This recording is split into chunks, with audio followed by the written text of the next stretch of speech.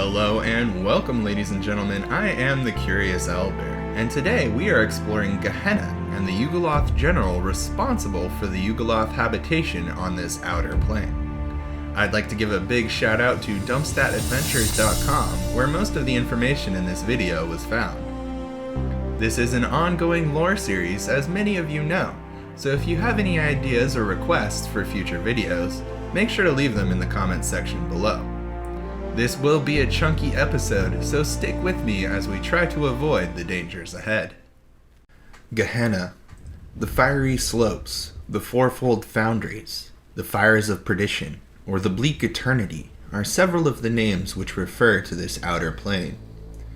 It is located between the nine hells and Hades, the Grey Wastes. It is broken into 4 layers, each known by their own name and each representing a different set of perils to visitors. But all 4 layers lay atop a volcano floating in a void of nothing. Most visitors see this plane as chaotic and dangerous, but those who reside here know that the law is hidden by those in power. Every resident attempts to gain more power and influence for themselves, and only those in power are able to set the rules for the other residents of the plane. Lava and magma light each layer, except at the very bottom of the plane, and a deep dark void surrounds each layer. If an unfortunate soul falls into the void, they may never return. On the first layer, Khalas, rivers flow wildly, often running into waterfalls where water evaporates almost immediately due to the extreme heat of the lava on the surface. Each layer is lit by lava, and the days are marked by brighter light being given off by this lava. Traveling to this plane is very difficult. One must locate a portal on Sigil, or corresponding pool within the astral sea, or a portal on the neighboring planes, Avernus and Hades. Additionally, one may find a route through the river Styx, which flows across Gehenna and into Avernus. If a group pays the right price, they may be able to find a Molten, the ferryman of the river Styx, who can adeptly navigate the river through Gehenna. Immediately upon arriving in Gehenna, the river Styx speeds into rapids and waterfalls that only the Molten are able to navigate. The portals to and from Gehenna are composed of pitch-black voids, which are very similar to the void that surrounds the plane. As such, many of the inhabitants on Gehenna find their entertainment by mismarking these portals, just to watch visitors plummet to their deaths, or find themselves in the worst parts of the plains. Since the entirety of Gehenna is located on steep cliffs without peaks or troughs, falling is a constant danger within this plane. Unfortunate souls that lose their footing on the cliffs may tumble straight to the bottom of the plane, or fall off into the void. The only safety for these souls is to grab onto one of the few ledges that haven't been destroyed by constant avalanches or lava flows. The first layer of Gehenna is known as Khalas, the Gentle Land. It is a volcano with rivers ending in waterfalls, no vegetation, and poisoned rivers. Lava explodes out of numerous holes found on the surface. One of the main landmarks on Khalas is the Teardrop Palace, which is said to hold a god of thievery and trickery. From a distance, the palace looks quite small, but as one approaches, it grows in size. Most visitors believe this is due to the god's power, shifting you to the size of an ant so you can understand how unimportant you are in this realm. Outside of the spiraling pagoda of the palace is a large bazaar, where one can purchase a variety of stolen goods, though the prices are always exorbitant. Khurana, the second layer of Gehenna, is known as the Molten. The volcano here is constantly spewing molten rock, and scabs of old lava sometimes explode, saturating the air with volcanic ash. There are rivers of lava thousands of miles wide, and the surface of this layer is always burning, as if the crust is extremely thin. The most hospitable place on this layer is known as Mimicry. Floating high above the volcano is an idyllic town on a small piece of rock, approximately 500 to 2,000 feet across, varying between the editions. The town is filled with happy people, and is seemingly unaffected by the terrifying atmosphere of the other layers of Gehenna. In reality, mimicry is a giant mimic who has built the entire town itself. All of the residents here are just extensions of the mimic's consciousness. Whenever visitors arrive, the mimic attempts to find situations to make them bleed, as the mimic requires only a single drop of blood in order to recreate that person on its surface. Of course, it eats people too. The arcane tower of the Yugoloths also resides on Khurana. This massive tower is equipped with spikes, spires, and architecture in the vein of sigil. The tower houses every contract that the Yugoloths have ever made for the Blood War, and the Yugoloths guard these secrets.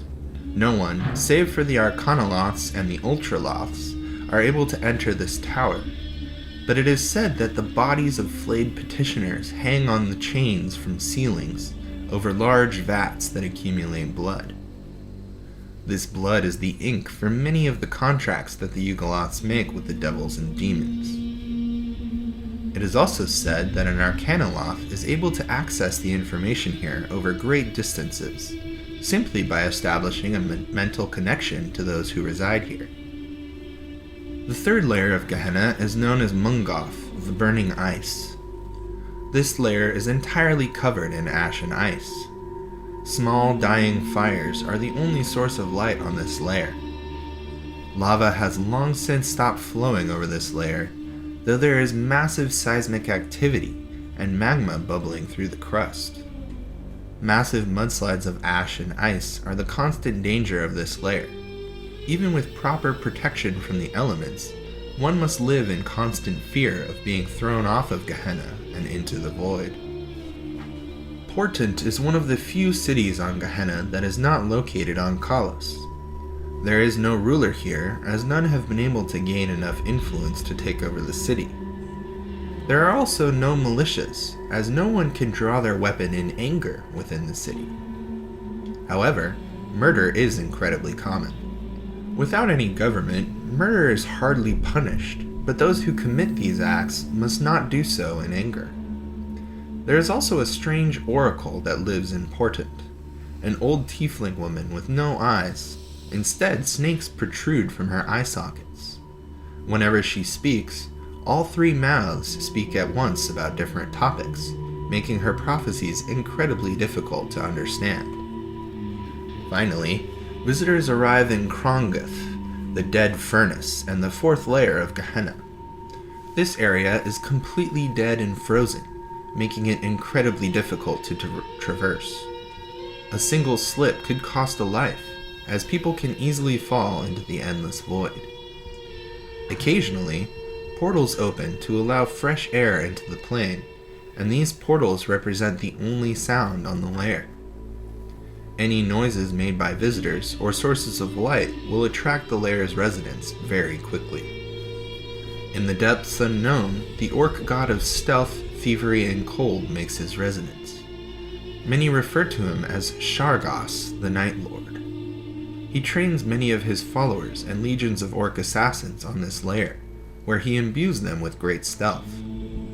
All visitors are killed unless they can provide a good reason for them to be here, namely, to hire his assassins to kill someone. One of the largest, if not the largest city on Gehenna is known as the Crawling City.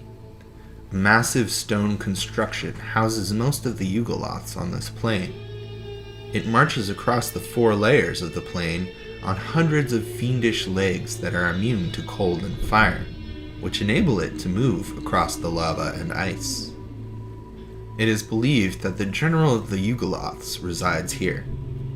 Additionally, there is a rumor that the Blood War will finally come to an end when the Crawling City takes a side in the conflict. It's unknown whether this is a rumor spread by the devils and demons, or whether it's a rumor spread by the Yugoloths to increase their influence. Whatever the case, devils and demons both use Gehenna as a place to wage their war, as Gehenna is one of the few ways to get into Avernus along the river Styx. The general of the Yugoloths is a mysterious figure.